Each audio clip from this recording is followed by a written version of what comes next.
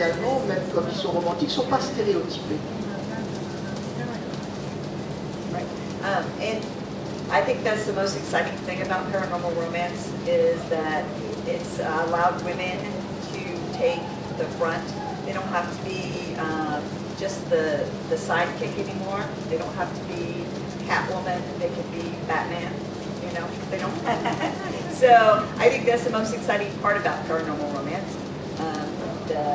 The books before that traditionally were written by men naturally had male protagonists that took the lead. Finally, now we have books written by women that have women who are allowed to be strong and take the lead in solving the problems. C'est vraiment ce qui est le plus passionnant en fait. Les femmes sont dans des rôles de premier plan dans cette littérature. Elles ne sont plus cantonnées au rôle de Catwoman. Les femmes peuvent devenir Batman maintenant dans cette littérature. Donc c'est vraiment extraordinaire. C'est ce qui est le plus intéressant. Avant, cette littérature était faite par des hommes. Donc les hommes avaient des rôles de premier plan. Mais maintenant, les femmes ont le droit d'être des femmes fortes avec des pouvoirs vraiment intéressants.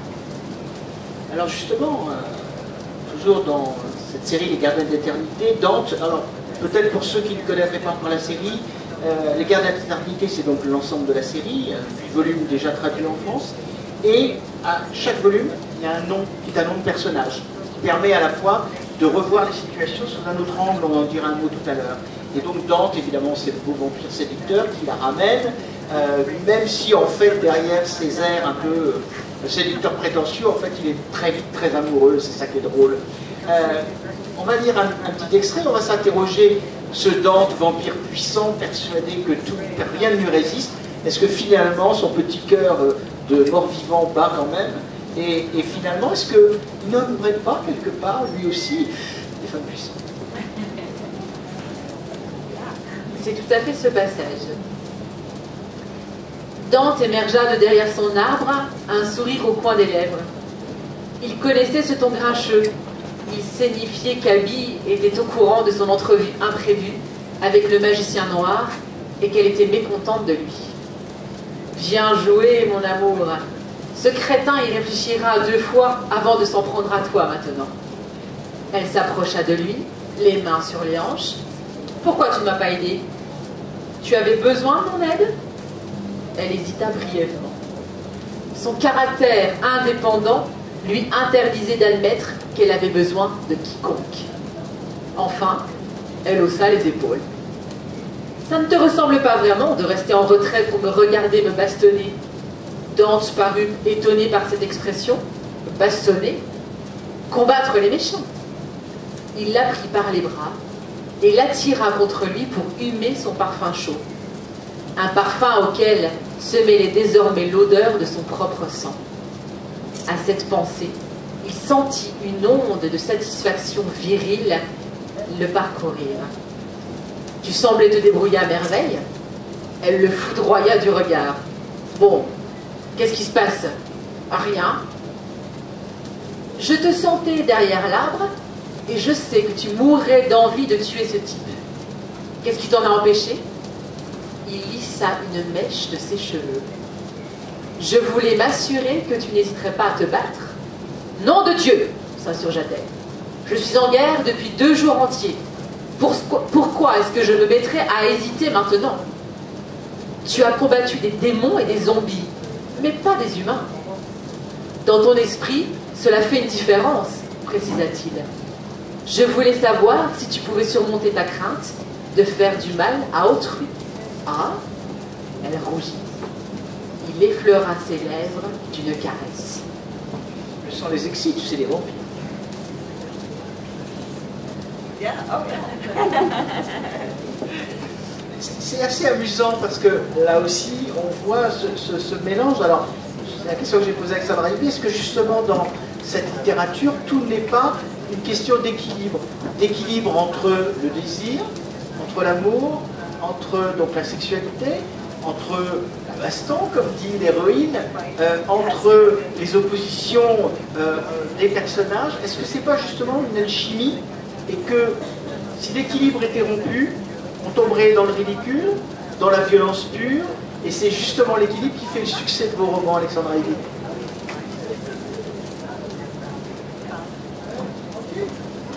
Yes, I like the idea of it's first and foremost just trying to tell a good story. It's just entertaining people so that they turn the pages, and it's a journey, a personal journey for the female, and it's an outward journey to save the world or to overcome the bad, and so it's a combination that you try to hit the right mix in between all of it.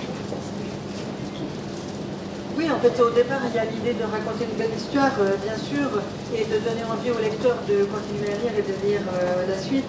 C'est l'histoire d'un cheminement, le cheminement personnel de la femme, mais également un cheminement qui permet de sauver le monde. Donc oui, il y a cette notion d'équilibre qui est extrêmement importante.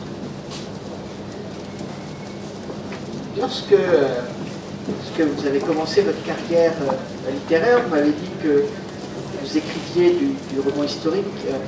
C'est donc, là aussi, comme vos héroïnes, une envie de liberté qui vous a poussé vers la paranormal romance?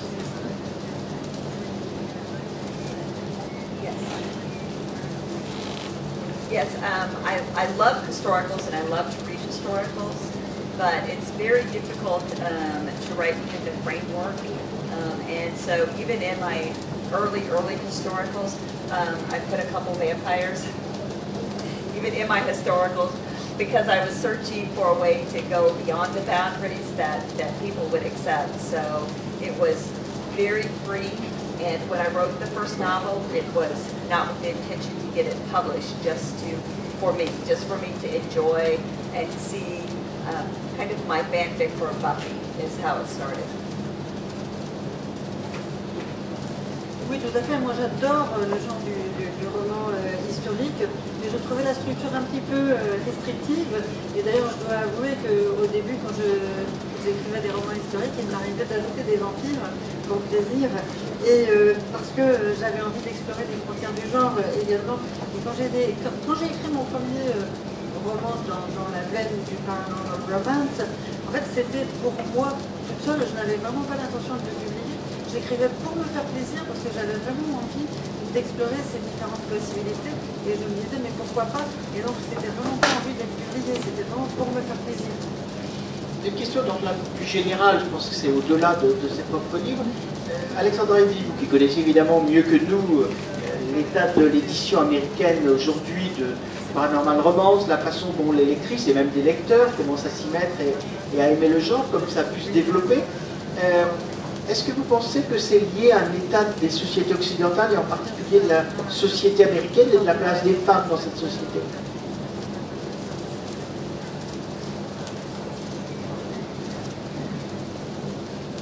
Yeah, I think it allows us to explore the power of women and what they can achieve. I think it was the same way with men, with James Bond.